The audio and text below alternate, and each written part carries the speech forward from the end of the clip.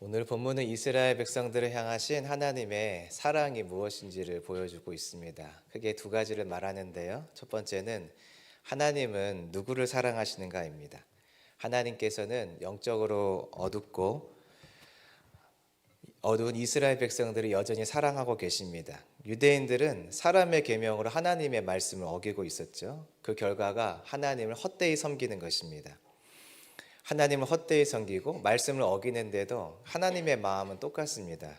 잃어버린 이스라엘 집에 어린 양들을 찾아가는 것이 하나님의 마음입니다. 여러분, 사랑이 무엇일까요? 사랑은 영적으로 어두운 자가 돌아오기를 기다리는 것입니다. 사랑이 무엇일까요? 사랑은 내 말을 거역하는 자, 그가 돌아오기를 기다리는 것이 사랑입니다. 오늘 우리가 모두 이 사랑을 예수님의 십자가를 통해서 다 받았죠. 그러므로 나를 미워하는 자, 내 말을 듣지 않는 자, 영적으로 어두운 자, 그들이 주께 돌아오고 또 나와 함께 믿음의 길을 걸어갈 수 있기를 기다리며 누구든지 사랑할 수 있기를 소망합니다. 둘째 주제는 그러면 그 하나님의 사랑은 어떻게 이 땅에 나타나는가입니다. 두 가지인데요. 한 가지는 돌봄이고 한 가지는 채움입니다. 예수님을 찾아온 많은 사람들이 있었죠. 그들이 다 고침을 받습니다. 고침받은 자들이 이스라엘의 하나님께 영광을 돌립니다. 이 표현은 하나님이 우리를 돌보고 계시는구나, 하나님의 언약대로 우리를 돌봐주시는구나 할 때 쓰는 표현입니다. 그러니까 예수님께서 사람들을 고쳐주신 것은 하나님의 돌봄을, 내가 너희를 돌보고 있다라는 것을 보여주는 표현인 것이죠. 하나님의 사랑은 돌봄으로 나타납니다. 칠병이사모 사건이 있었죠. 배고픈 자들이 있었는데 예수님께서 굶고 있던 그들의 배를 가득 채워주십니다. 자녀를 먼저 배부르게 하시겠다는 하나님의 마음이 있었죠. 하나님의 그 마음을 따라서 예수님이 사람들, 하나님의 백성들, 이스라엘의 잃어버린 자들의 배를 가득 채워주십니다. 하나님께서는 그의 사랑을 어떻게 보여주셨는가 봤더니 채움이었습니다. 채움. 이 사랑도 역시 우리가 다 받았습니다. 돌봄도 받았고 우리가 체험도 하나님께 충분히 받고 있습니다. 오늘 말씀을 통해서 우리가 이미 사랑받은 자인 것을 기억하고 그 사랑을 세상에 드러내어 나타내어 한 영혼 더 주께 돌아오고 이 땅 가운데 주의 나라가 이루어지기를 위하여 쓰임받는 인생이 되기를 소망합니다. 자, 같이 1절 보시죠. 1절을 보면 그때로 시작을 하죠. 많은 무리들을 고치신 때입니다. 14장 끝에 있는 내용, 마지막에 있는 내용, 많은 사람을 예수님이 고치신 때, 그때죠. 바로 그때 종교 지도자들이 예수님을 찾아옵니다. 할 말이 있었기 때문이에요. 2절 보실까요? 종교 지도자들이 볼 때 제자들은 장로들의 전통을 범했습니다. 장로들의 전통은 무엇이냐면 정결을 위해서 음식 먹을 때, 떡 먹을 때 꼭 손을 씻는다는 것이죠. 이게 장로들의 전통입니다. 정결을 위해서 입으로 들어가는 것을 깨끗하게 하려고 했던 것이죠. 입으로 들어가는 것이 깨끗해지면 내 몸도 깨끗해진다. 하나님 보실 때 정결해진다라고 믿었기 때문이에요. 3절. 이러한 지도자들의 그 말을 들으신 예수님의 반응이에요. 예수님이 이렇게 말씀하시죠. 너희들의 전통이 사실은 하나님의 계명을 어기고 있다. 그러니까 이 지도자들이 했던 말, 떡을 먹으면서 손을 씻음으로 나의 몸을 정결케 할 수 있다고 하는 그들의 전통이 지금 하나님의 어떤 법을 어기고 있다, 이 말씀을 하고 계신 것이에요. 자, 그러면 정결과 관련된 하나님의 법은 무엇일까? 정결과 관련해서 하나님이 중요하게 여기는 것은 무엇일까? 그게 18절입니다. 자, 18절 말씀 보시죠. 여기 보니까 입에서 나오는 것들은 마음에서 나오나니 하며 예수님이 정결의 기준이 어디에 있는가를 설명하세요. 정결의 기준은 마음입니다. 마음에서 나오는 것들이 사람을 더럽게 하죠. 마음이 어떤가에 따라서 내 몸의 정결, 내 몸의 부정이 결정되는 것이에요. 내 마음이 어떠한가에 따라서 하나님이 나를 보실 때 정결한가 부정한가를 보신다는 것이죠. 그런데 이 장로들의 전통은 이것을 못 보게 만들어요. 그들의 전통은 정결하려면 손을 씻어야 된다 하면서 마음에서부터 정결이 시작되는 것인데 이 장로들의 전통은 손에서부터 씻는 것에서부터 정결이 시작된다고 마음의 기준, 말씀의 기준을 바꿔버리죠. 자, 그 결과가 중요한데요. 장로들의 전통 때문에 하나님의 말씀이 무시되고 장로들의 전통 때문에 하나님의 말씀이 기억되지 않을 때 어떤 일이 일어나는가? 자, 9절 말씀 같이 읽어보실까요? 시작.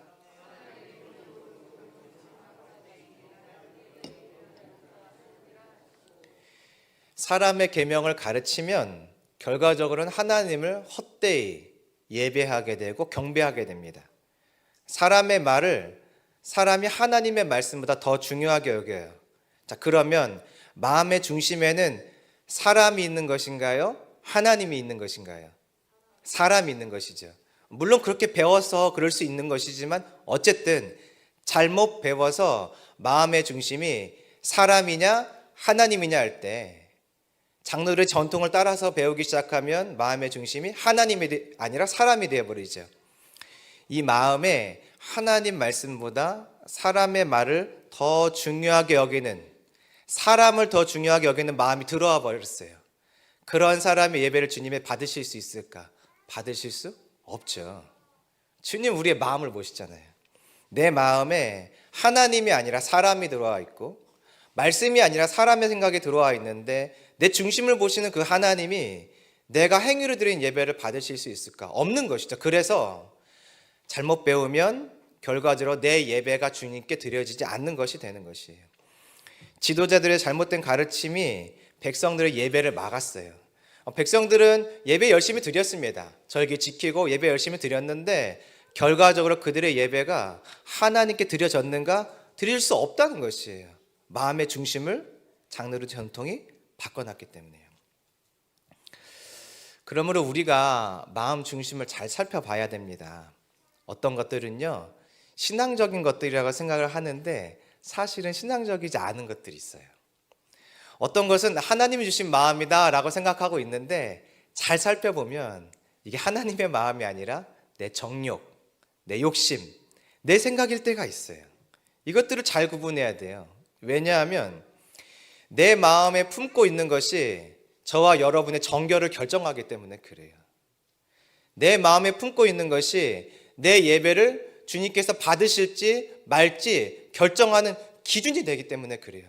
정결의 기준은 손을 씻고 먹느냐가 아니라 내 입으로 들어가는 것이 아니라 내 마음에 지금 무엇이 있는가, 내 마음에 누가 있는가, 이것이 내 예배를 하나님께 드릴 때 하나님이 받으실지 말지를 결정할 수 있는 기준이 된다는 것이죠. 그래서 우리가 이 마음을 잘 다스리고 마음을 잘 정리하고 주님 앞에 서는 것이 중요합니다. 예배 전에 우리가 교회에 도착해서 해야 될 일이 있죠. 이 마음을 돌아보는 것이에요. 지금 내 마음에는 무엇이 있나? 나는 지금 누구를 생각하고 있나? 무엇을 생각하고 있나? 한 주를 돌아보면서 내 마음에는 무엇을 품고 누구의 말을 들으며 누구의 말을 중심으로 내가 살았는가 돌아보는 것이죠. 만약에 그때 하나님이 없는 것이, 하나님 중심이지 않았던 것이 깨달아진다면 회개하고 예배 자리에 서야 되는 것입니다. 오늘 주일이죠. 몸이 예배당에 나와 있다면 저와 여러분의 마음도, 마음의 중심도 하나님께 나와 있기를 소망합니다. 주일을 성수하고자 이곳에 나왔다면 우리의 생각의 중심도 하나님 말씀을 따르기로 결정한 상태이기를 소망합니다. 그리고 내 몸으로 주님께 예배를 드리며 이렇게 주일에 나와서 예배를 드리면 그때 이 예배를 주님께서 받으시는 합당한 예배가 되는 것이죠. 마음의 중심이 주님 앞에 있지 않으면 주님 이렇게 말씀하세요. 그 예배는 헛되다. 나를 헛되이 경배하는 것이다. 우리 안에 중심이 주님이 되기를 원하고 말씀이 되기를 원합니다. 그래서 우리가 어떤 예배를 드려도 아벨의 제사와 같이 주님께서 받으실 만한 예배가 되기를 소망합니다. 이처럼 장로의 전통이 하나님 말씀보다 사람의 말을 더 중요하게 여기게 만들었어요. 그 예시를 한 개 드시는데요. 자, 4절에 고르반 제도입니다. 하나님의 율법을 먼저 보면 4절에 보니까 하나님의 말씀은 부모를 공경하라. 부모를 공경하는 것이 하나님의 율법이었어요. 자, 그런데 장로의 전통은 조금 다릅니다. 5절 말씀이에요.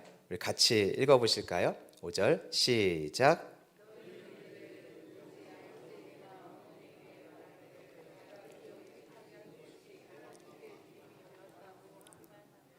장로의 전통은 하나님은 부모를 공경하라고 말했지만 이럴 때만큼은 너희들이 그 법에서 조금 예외가 될 수 있어라는 규정을 두었어요. 어떤 때냐면 내가 가진 소유를 하나님께 다 드렸습니다라고 말만 하면, 드리지 않고요, 말만 하면 내 소유를 가지고 부모를 섬겨야 될 의무에서 벗어날 수 있었어요.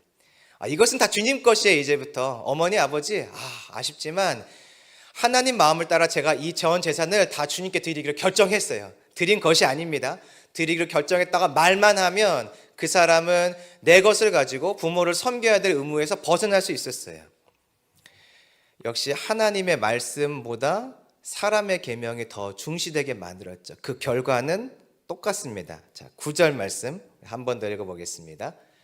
읽어볼까요? 시작. 사람의 계명으로 교훈을 삼아 가르치니 나를 헛되이 경배하는도다 하였느니라 하시고, 사람의 계명을 가르치고 사람의 계명이 마음의 중심에 들어와 버리면 하나님을 헛되이 경배하는 것이 되고 예배하는 것이 됩니다. 종교 지도자들의 결정이 이처럼 하나님의 말씀을 계속 어기게 만들어요. 사람의 결정보다 하나님의 결정보다 사람의 결정이 더 앞서게 만들었죠. 결국 지도자가 사람들의 마음의 중심에서 하나님을 거역하게 만든 것이에요. 사람들이 말씀을 어기는 것을 대수롭지 않게 생각했죠. 이 전통을 따르다 보니까 전통대로 하면 그럴 수 있지, 전통대로 따르면 그럴 수 있지 하며 하나님의 말씀이 더 중요한데 이 하나님의 말씀을 중요시 여기지 않게 만들었어요. 내가 만든 말로 하나님의 말씀을 바꿔버렸어요. 여러분, 이런 백성들 어떻게 됩니까?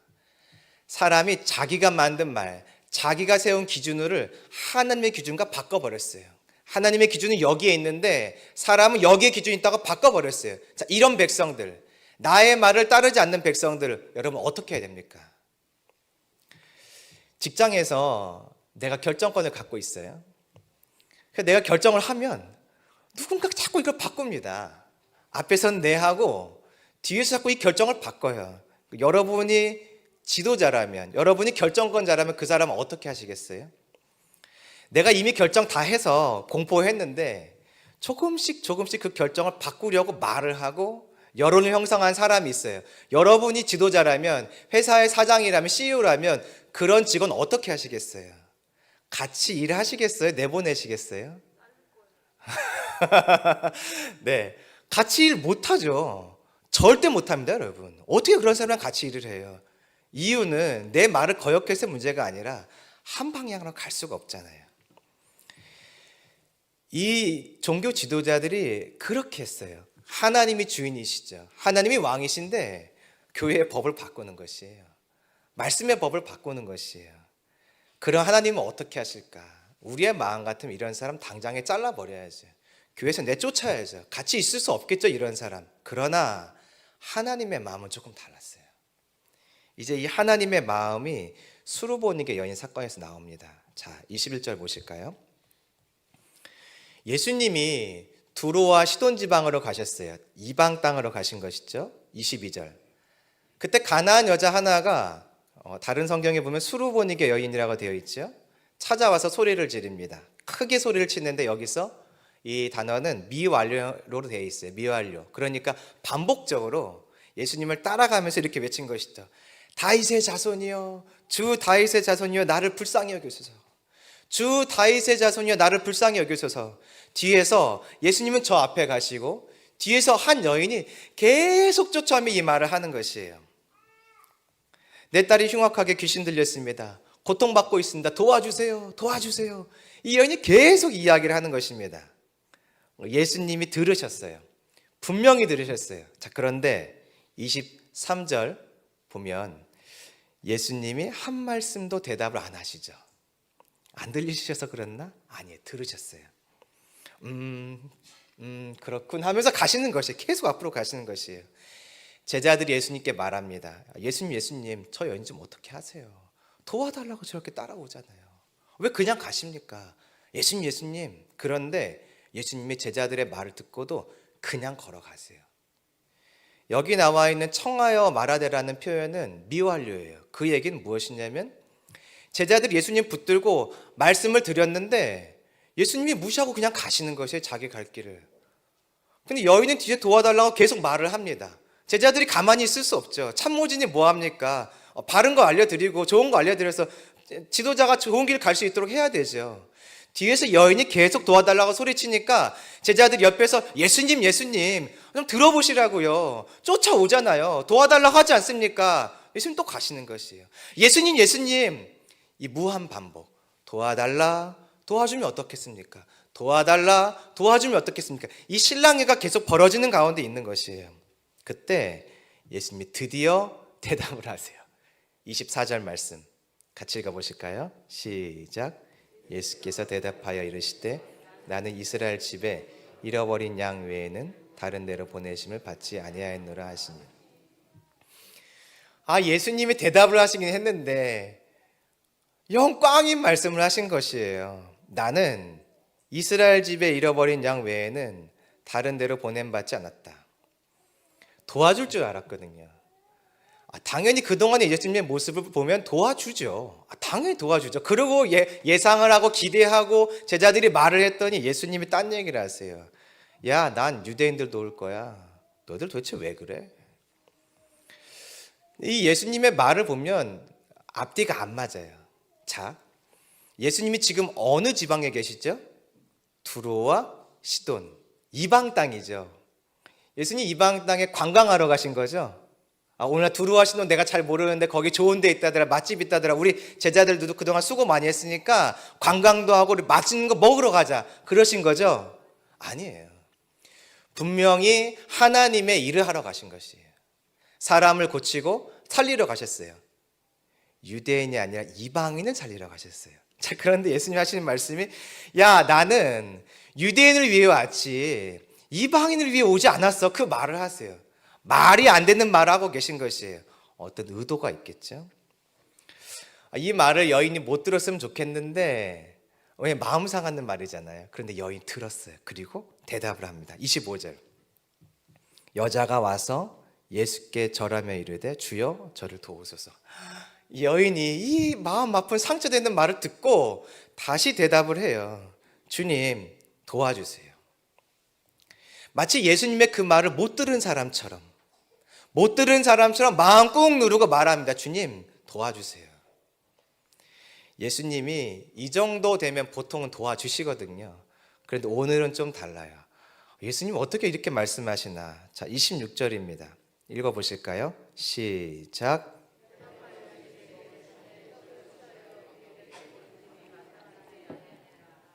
자녀의 떡을 취해서 개들에게 주는 것이 옳으냐? 옳지 않다. 그 말을 하시죠. 심한 말씀처럼 보이는데 사실 이것은 유대인들 향한 예수님의 마음, 하나님의 마음을 보여주고 있어요.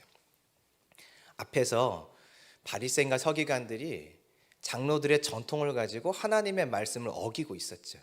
하나님의 말씀을 없애고 있었어요. 하나님의 말씀을 사람의 말로 바꾸고 있었어요. 다시 말하면 직장에서 내가 주인이라 내가 CEO라 내가 결정을 했더니 다른 직원이 자꾸 내 결정을 바꾸고 있는 것이에요. 회사에 더 좋은 결정은 이거야 하면서 자꾸 영향력을 행사하며 바꾸고 있는 것이에요. 그런 사람이라면 당연히 잘라야죠. 함께 일할 수 없어요. 하나님 안에서도 마찬가지죠. 하나님 이런 사람 버려야죠. 자꾸 하나님 일을 망치니까. 그런데 주의 마음은 조금 달랐어요. 하나님의 말씀을 듣지 않고 그의 법 아래 있지 않은 자, 자기의 법, 사람의 법을 하나님의 법 위에 두는 유대인들을 향한 하나님의 마음은요 똑같았어요. 한결같았어요. 예수님한테 말씀하시죠. 유대인에게 가라. 내 말 듣지 않는 저들에게 가라. 내 말 무시하는 저들에게 가라. 나를 경외하지 않는 저들에게 가라. 주님이요 내 백성, 언약을 주고 부른 내 백성을 버리지 않았어요. 지금도 여전히 사랑하고 계세요. 그래서 예수님이 아시죠? 그래서 말씀하세요. 내 자녀들에 대한 하나님의 마음을 알려주고 계시죠. 하나님의 사랑은 내 말을 무시하는 자들을 향한 사랑입니다. 나를 의미 없이 경배하는 자들을 향한 사랑이에요. 의미 없는 말을 하는 거잖아요. 마음의 중심에 하나님이 없으면 그 사람이 하는 찬양, 예배는 하나님 중심적이지 않아요. 하나님께 드려지지 않아요. 마음의 중심이 하나님께 없으니까. 그러니까 헛된 예배를 드리는 바로 그들을 향한 주의 마음은 여전히 사랑이었던 것이에요. 전심으로 여호와를 찾고 구하는 자들을 향한 사랑만이 아니었어요. 하나님을 무시하고 경외하지 않고 그 말을 바꾸는 자들, 그들을 향한 사랑이었던 것이죠. 우리가 이 점을 종종 잊어버리는 것 같아요. 하나님은요, 악한 자들도 사랑하세요. 여러분 믿으세요? 그렇게 말 안 듣고 그렇게 하나님을 마음 아프게 한 그 사람을 하나님은 지금도 사랑하고 계세요. 돌아오길 기다리시면서요. 근데 여러분 그거 아세요? 그렇게 말 안 듣고 돌아오라고 해도 돌아오지 않은 사람이 누구냐면 우리예요. 우리가 다 그 사랑받은 사람들 아닙니까? 오늘 바리새인과 서기관들을 향한 예수님의 사랑, 하나님의 사랑이 바로 우리가 받은 사랑이에요. 우리가 예수님을 알기 전에 언제 하나님을 경외하고 하나님을 마음에 두었나요? 우리는 내 마음대로 살고 내 뜻대로 살고 내 중심대로 살았어요. 자, 그러면 예수님 믿은 이후에는 이제 온전히 하나님 중심적이죠. 내 생각은 항상 하나님 중심적이고 특히 내 말은 하나님의 허락한 말만 하고 내 생각은 항상 하나님이 주시는 것들만 생각하고 살죠. 아니시라고 한 분 나왔습니다. 또 제청하시는 분 계신가요? 동의하시는 분? 우리가 예수님 믿기 전이나 믿은 후나 내 마음의 중심이 온전히 주님 중심이지 않아요. 그러면 아까 우리가 말했던 것처럼 생각했던 것처럼 그런 사람 내가 CEO라면 어떻게 되나요? 잘라야죠. 그러나 주님이 바로 이 바리새인과 서기관들을 그 악한 자들을 대하는 것처럼 저와 여러분은 오늘도 똑같이 대하고 계신 것이에요. 우리가 그 사랑 입은 자입니다. 우리는 말 안 듣는 사람이에요. 우리는 자꾸만 하나님의 기준을 바꾸는 사람이에요. 우리는 자꾸만 내 생각이 더 옳을 것이야. 하나님이 이렇게 말해도 아니야. 이렇게 하는 게 더 좋을 것이야. 그건 별로 좋은 것 같지 않아 하며 하나님의 방식을 내 방식으로 자꾸 바꾸는 사람들이에요. 그러나 주님이 그런 나를 사랑하고 계세요. 여러분 우리가 바로 이 이스라엘 백성들이 받은 사랑 받은 자들입니다. 이 사랑 우리의 마음에 품고 개인적으로 관계에서 또 직장에서 학교에서 가정에서 또 이 땅에서 나라를 바라보며 저 사람은 진짜 사랑할 수가 없지. 진짜 악하다. 어떻게 저렇게 말을 안 들을까? 또 정치를 바라보면서 어떻게 이렇게 하나님 중심적이지 않은 생각들을 할까? 그런 법안들을 낼까? 미워할 수 있지만 돌아오기를 기도하며 기도하는 우리가 되기를 소망합니다. 주님도 우리를 그렇게 바라보고 계시잖아요. 나 같은 자를 기다리고 계시잖아요. 그럼 우리도 그런 사람을 바라보며 기다리고 하나님의 사랑이 임해서 돌아오기를 간구해야 되는 것이죠. 예수님이 자기 자신을 찾아온 이 여인에게 아주 심하게 말씀하셨어요. 유대인의 전통을 따라 말씀하신 것이에요. 이방인 너희는 개다. 일부러 그렇게 하신 것이에요. 이방 땅에 왔는데 관광하러 온 것이 아니니까 당연히 그들을 고치고 살리려고 오셨으니까 예수님이 이 말을 하시는 것은 분명히 의도가 있는 것이죠. 주님께서 이 여인의 말을 들어보면 주님께서 무슨 말을 하려고 하셨던 것인지 의도가 보여요. 자, 27절 말씀 같이 읽어보시죠. 시작.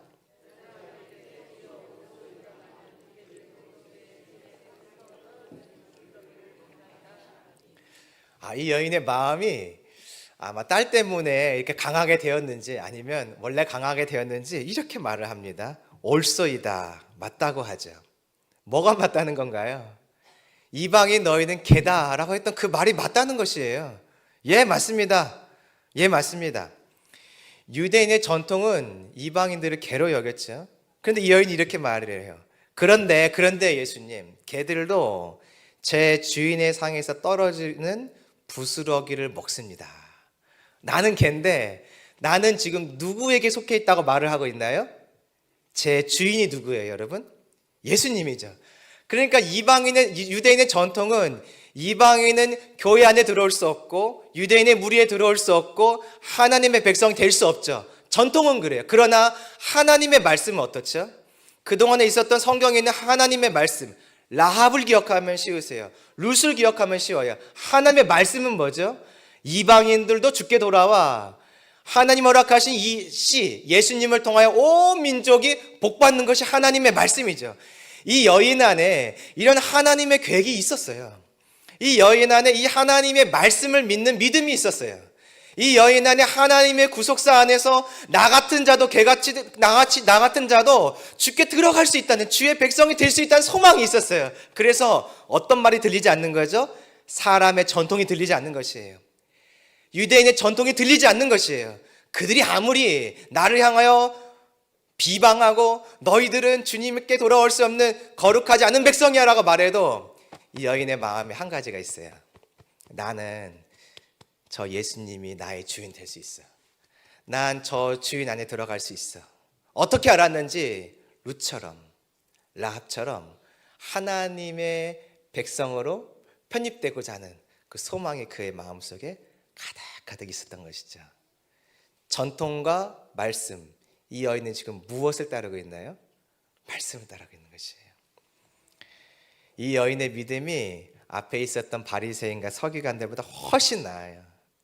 주님이 보여주고 계세요. 지금 이방인들이 너희보다 훨씬 낫다야. 그러나 주님은 여전히 이스라엘 백성들을 향하여 마음을 두고 계시죠. 자, 이렇게 여인이 전통보다 하나님의 계획을 더 사모하며 나아간 결과예요. 28절 읽어볼까요? 시작. 이에 예수께서 대답하여 이르시되 여자여 내 믿음이 크도다. 내 소원대로 되리라 하시니 그때로부터 그의 딸이 나으니라. 아멘. 믿음이 크도다 하시며 소원되리라 딸이 나으리라 하시니까 정말로 회복이 되었어요. 이 여인이 사람의 전통을 깼어요. 이 전통 무시 못합니다. 모든 사람들이 나를 부정하게 여기는데 그 사람들 앞에 갈 수 있다는 거 대단한 것이지 않습니까? 사람의 전통을 깰 때 비로소 주님을 만날 수 있어요. 우리 안에 사람의 전통이 있습니다. 이 전통은 하나님을 만나는데 방해가 된 전통들이 있어요. 내가 갖는 하나님에 대한 선입견들이 있죠. 여러분 혹시 하나님에 대한 상처 갖고 계세요? 그렇게 내가 그때 기도했는데 응답 안 하신 하나님, 그때 내가 그렇게 간구했는데 외면하신 하나님. 우리는 그런 하나님에 대한 속상함, 아픔들을 주로 가정에서 많이 겪어요. 부모님을 통해서, 특히 아버지를 통해서요. 아버지의 엄함, 따뜻하지 못한 아버지, 또 조금 다른 아버지의 모습들을 통해서 하나님에 대한 잘못된 시선들이 우리 안에 들어와요. 이 잘못된 전통들을 깨지 않으면 여러분 주님께 나가기가 참 어렵습니다. 하나님께 나가기가 어려워요. 교회에서 알게 된 하나님의 모습들이 있어요. 사람들의 모습을 통해서 본 하나님의 백성들의 모습들이 있어요. 이것들을 볼 때 내 안에 하나님에 대한 기대가 사라지고 하나님의 백성들에 대한 기대가 사라지고 예수님에 대한 기대들이 사라져요. 이 전통들이, 내가 배운 것들, 눈으로 보고 내가 들은 것들이 하나님을 향해 나아가는데 방해가 돼요. 그때 여러분 할 일이 있어요. 그 말을 믿지 마세요. 그 환경을 믿지 마세요. 그 보여진 것에 집중하지 마세요. 무엇을 집중해야 될까요? 말씀이에요, 말씀. 그래도 하나님은 교회에 대해서 뭐라고 말씀하시는가? 그래도 하나님은 부모에 대해서 뭐라고 말씀하시는가? 그래도 하나님은 하나님의 백성에 대해서 뭐라고 말씀하시는가? 오늘 보여지고 있잖아요. 그래도 하나님은 나는 잃어버린 이스라엘 잃어버린 양들을 향해서 가는 것이 내 마음이야. 그 마음을 가질 때, 말씀의 기준을 다시 가질 때 하나님께 돌아갈 수 있어요. 혹시 여러분 안에 하나님께 가지 못하게 만드는 기억들이 있으신가요? 들었던 소리들이 있으신가요? 보았던, 내가 그때 봤지. 그 모습 다 봤어. 내가 다 알아. 그런 모습도 갖고 계세요? 그거 따라가지 마세요. 말씀에서 하나님은 그 사람을 어떻게 보시는가? 말씀은 무엇라 말씀하는가? 그걸 집중하시면 전통을 깨고 나의 생각을 깨서 결국 주님 앞에 나아갈 수 있는 것이에요. 이 여인이 그 모습을 보여주죠. 전통을 깨니 예수님 앞에서 서서 결국 예수님이 주려고 하는 그 은혜의 복들을 받게 되는 것이죠. 자, 그러면 이제 하나님의 사랑이 이 땅에 어떻게 우리 가운데 표현되는가, 그걸 좀 살펴보려고 합니다. 두 가지인데 한 가지는 돌봄이고 한 가지는 체험입니다. 자, 29절 보시죠. 예수님이 갈릴리 호숫가 한 산에 오르셨습니다. 30절. 큰 무리가 다리, 몸, 눈, 입, 그 외에 아픈 자들을 데리고 왔습니다. 그들이 고침을 받았죠. 고침 받았을 때 그들이 이런 말을 해요. 자, 31절이에요. 이 말씀을 좀 같이 읽어보시죠. 시작.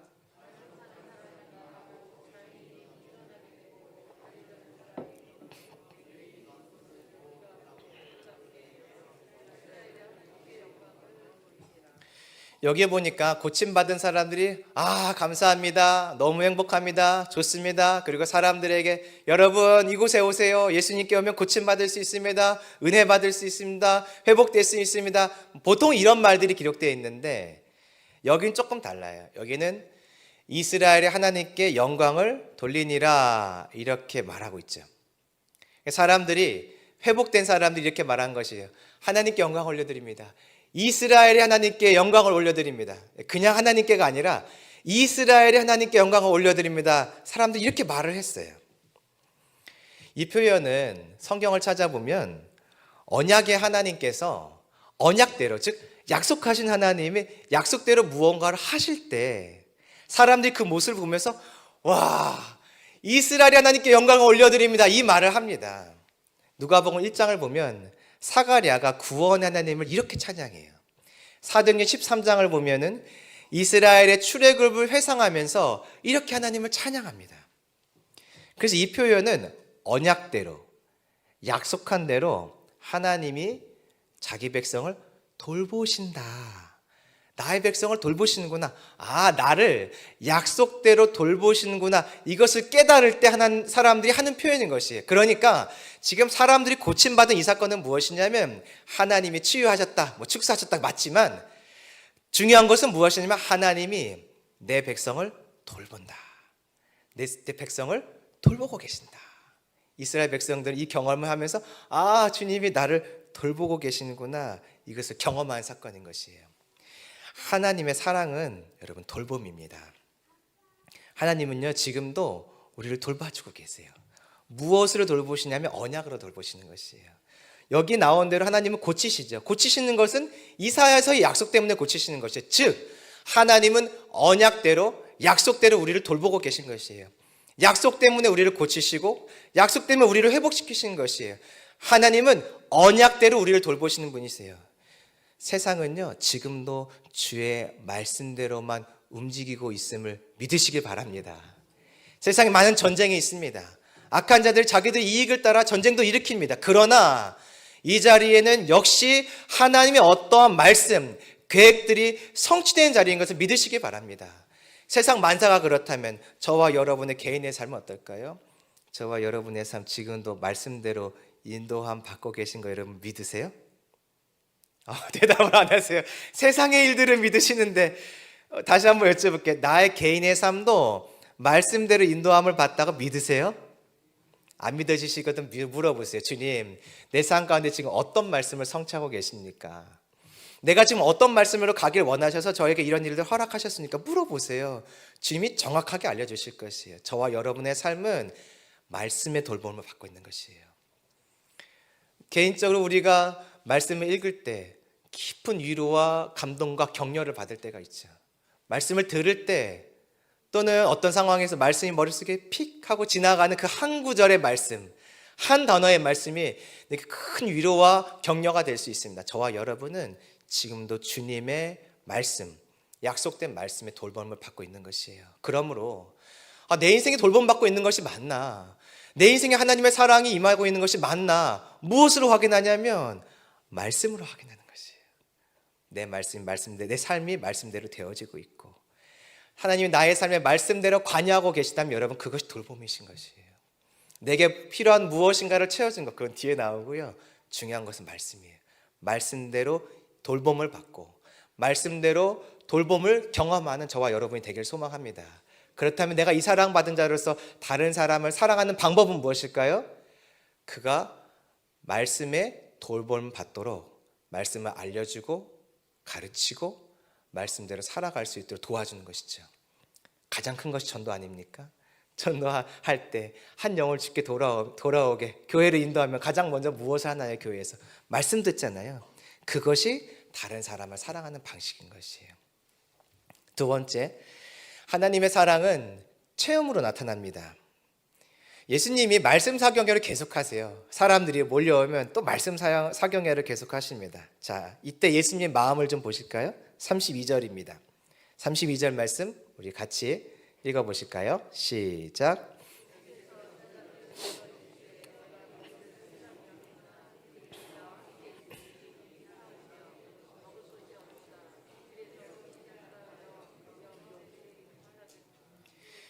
예수님이 따르는 무리들을 보신 다음에 마음이 불쌍해 계셨어요.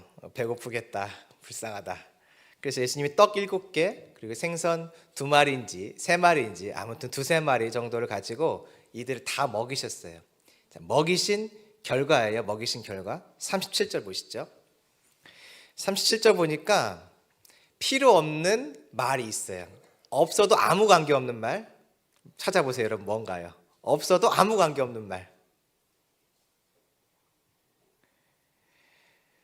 아니요, 다시 해볼까요? 정말 필요한 딱 한 단어만 꼬집어 보시겠어요? 가장 필요한 단어, 한 단어.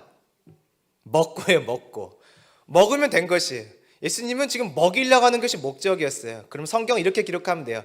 다 먹었다. 다 잘 먹었다. 그런데 성경에는 앞뒤에 다른 이야기들 덧붙이고 있어요. 보실까요?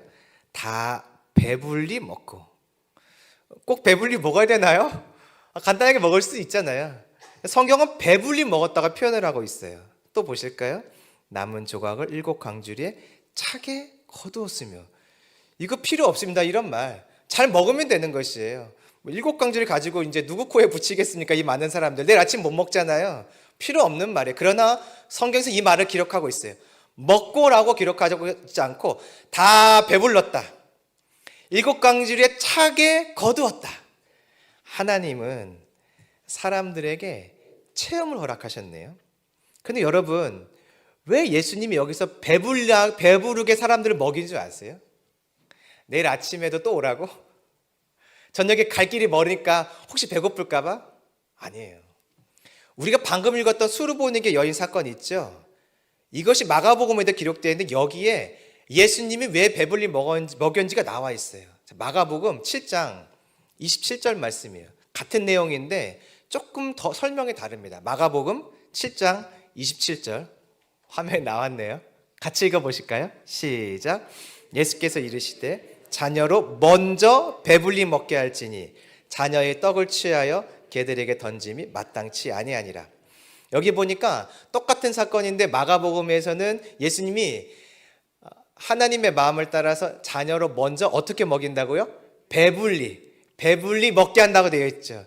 그래서 하나님의 마음을 따라서 하나님의 그 계획을 따라서 내 자녀들을 배불리 먹였다는 것을 보여주신 것이에요. 주의 사랑이에요, 사랑. 배불리 먹여주면 사랑입니다, 여러분. 배불리 먹여주면 사랑이에요. 하나님의 사랑이 무엇일까요? 가득 채웁니다, 가득 채워. 내 육신도 채워주심. 주님은요, 우리를 말씀만으로 채우지 않으세요. 주님은 우리의 배고픔도 아세요. 영적인 배고픔도 아시는데 육적인 배고픔도 아세요. 산상수훈에 봤더니 하나님은 우리의 필요를 먼저 아신다고 하시죠. 자녀에게는 좋은 것으로 준다고 말씀하시죠. 필요한 것을 먼저 아신다고 말씀하시죠. 그 아버지는요, 저와 여러분을 채우시는 분이십니다. 어떻게 채우시냐면 가득 배부를 만큼. 주님 이렇게 채우세요.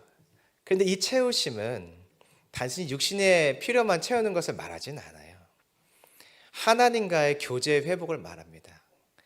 육신의 것을 채우심은 하나님과의 교제의 회복을 말해요. 제가 질문 하나 해볼게요. 맞춰보세요. 어렵지 않아요. 아주 쉬워요. 사람이 언제부터 먹는 것을 걱정했을까요? 사람이 언제부터 먹는 것을 고민했을까요? 언제일까요, 여러분? 왕왕왕 하시는데 맞아요. 네, 그거예요, 그거. 에덴에서 쫓겨날 때예요. 에덴에서는 항상 먹을 것이 가득했죠. 그러나 에덴 쫓겨난 다음부터는 땀 흘리지 않고선 먹을 수 없게 됐어요. 그러니까 사람이 언제부터 먹을 것 때문에 고민했냐면 에덴에서 쫓겨날 때부터예요. 범죄한 이유죠. 하나님과의 교제가 끊기니까 먹을 것에 대한 걱정이 시작됐어요. 먹을 것을 고민해야 되는 상황에 들어간 것이죠. 그러면 주님이 먹을 것을 오병이어 7병 2사모를 통해 채우셨죠. 제자들의 삶을 계속 채우셨어요. 지금도 저와 여러분을 채우고 계시죠. 그것은 어떤 의미일까요? 에덴의 회복을 말하는 것이에요. 즉 하나님과의 교제가 회복되었다는 것을 말씀하시는 것이에요. 주님은 우리와 이 교제 회복을 원하세요. 그 교제 회복의 증거가 무엇이냐면 저와 여러분의 삶의 배부름이 오는 것이에요. 영혼의 배부름뿐 아니라 육체의 배부름이요. 주님과의 교제가 회복되었다는 것은 아버지를 얻은 것입니다.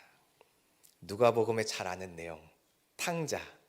아버지를 만나기 전에는 배가 고팠나요? 불렀나요? 배고팠어요. 너무 배고파서 아버지를 찾아갔더니 첫날부터 무엇이 차려지죠? 진수성찬, 뷔페가 차려집니다. 첫날부터. 방금 전까지 굶다 왔거든요. 아버지와의 교제가 시작되니 다시 배부름이 찾아오는 것이에요. 배부르게 우리를 채우신다는 것은 무엇이냐면 주님이 저와 여러분과 풍성하게 교제하시겠다는 증거입니다. 여러분 주님과 교제하고 계세요? 그 교제의 증거가 육신의 채워짐으로 나타나고 있으신가요? 둘 중에 무엇이 안 되고 있다면 주님께 물어보세요. 어느 부분을 내가 돌이켜야 됩니까? 어느 부분을 놓고 기도해야 됩니까? 주님이 알려주실 것이에요. 육신의 체험을 통해서 주님과 깊은 교제를 들어가길 원합니다. 주님과의 깊은 교제 가운데 있다면 또 나의 육신의 것들을 채우시는 그 하나님도 맛보길 원합니다. 주님은 사랑하셔서 우리에게 육신의 것, 영의 것, 이 모든 것을 다 함께 채우길 원하세요. 우리가 사랑받는 증거 중에 한 개는 바로 이 체험입니다. 그렇다면 저와 여러분이 이 사랑을 받은 자로서 누군가를 사랑하길 원해요. 누군가에게 사랑을 베풀길 원해요. 그러면은 말과 함께, 사랑한다는 말과 함께 또 무엇을 같이 해야만 할까요? 채워주는 것이에요. 사랑은요, 말만으로 안 되더라고요. 사랑은 말만으로 안 되더라고요. 사랑하면은 걱정된다 그러면 걱정을 뭔가 해소할 수 있는 도움을 좀 받아야 사랑이 느껴지더라고요. 사람이라 그런가 봐요. 우리가 주님께 이 사랑을 받고 있죠. 체험의 사랑. 그렇다면 누군가를 사랑할 때도 말과 생각으로만 사랑하는 것이 아니라 정말 이 사랑의 어떤 표현들을 함으로 그 육신의 필요할 것들을 채워준다면 내가 사랑을 받은 자로서 사랑하는 모습이 되겠죠. 자, 말씀을 정리합니다. 하나님은 사람을 사랑하세요. 어떤 사람 사랑하나 봤더니 말 안 듣는 사람, 그토록 말 안 듣는 사람, 말을 해도 말 안 듣는 사람, 아무리 말해도 듣지 않는 사람, 나를 헛되이 경배하는 사람, 하나님을 경배하는데 헛되이 경배하는 사람. 혹시 그 사람이 오늘 나의 모습은 아닙니까? 지금 예배 자리에 있는 나의 모습 혹시 아닙니까? 그렇다면 여러분 오늘 돌이켜야 됩니다. 오늘 돌이키면 주님이 나의 예배 받으실 것이에요. 주님은 돌이키지 않는 자들에게도 여전히 채움과 돌봄을 허락하셨어요. 돌아오라고요. 우리 주위에 말 안 듣는 사람 있죠? 정말 말 안 듣는 사람이 있습니다. 직장에서건 가정에서건 교회에서건 말 안 듣는 사람이 있어요. 그러나 여러분 그들에게 계속해서 돌봄, 말씀의 돌봄, 채움, 육신의 필요를 채워줌, 그리고 하나님의 교제를 인도하는 그 체험을 계속 베푸시기를 소망합니다. 그때 그 영혼이 결국에는 주께 돌아가게 될 것이에요. 우리가 예수 그리스도의 사랑을 통해서 다 그 사랑을 받았기에 오늘 이 자리에 있는 것입니다. 주님은 악한 자, 말을 듣지 않는 자, 그렇게 나를 괴롭게 하는 자, 내가 그렇게 원수와 같이 생각하는 그 자를 지금도 사랑하십니다. 그 사랑 받은 자로서 오늘 이 시간은 우리 회개하시죠. 하나님, 내가 그 사랑 받은 자인데 그 사랑의 마음으로 다른 사람을 대하지 않으면 용서하시옵소서. 내 뜻과 내 생각과 달라서 누군가를 내가 용납하지 않고 돌봄과 체험을 멈추고 사랑하기를 멈췄던 나의 이 어둠을 용서하시옵소서. 그리고 나 이제 주님께 온전한 예배, 주님께서 받으실 만한 예배를 드리는 예배자로 다시 서기를 원합니다. 나에게 그 은혜를 부어